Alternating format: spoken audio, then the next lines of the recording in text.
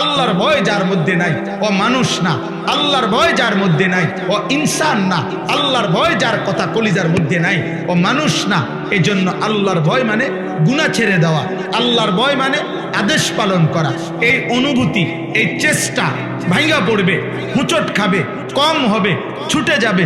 গুনাহ তোমারও হয়, গুনাহ আমারও হয়, গুনাহ প্রত্যেকের হয়। কিন্তু আব্বা একটা হলো গুনাহ হয়ে যায়, পিছলা খেয়ে যায় মানুষ, কিন্তু আরেকটা হলো 24 ঘন্টা ঠান্ডা মাথায় পরিকল্পিতভাবে প্রতিদিন এক তালে এক রঙে এক ঢঙ্গে গুনাহ করতে থাকা, গুনার উপরে তৃপ্ত, গুনার উপরে মজা, গুনার উপরে সে চলতেছে ফিরতেছে। এটা কোনো মুমিনের পরিচয় হইতে পারে না, এটা কোনো মুসলমানের পরিচয় হইতে পারে না। তুমি গত 3 মাস নামাজ পড়ো 5 ওয়াক্ত, আজকে 1 ওয়াক্ত ছুটে গেছে, হইতে পারে।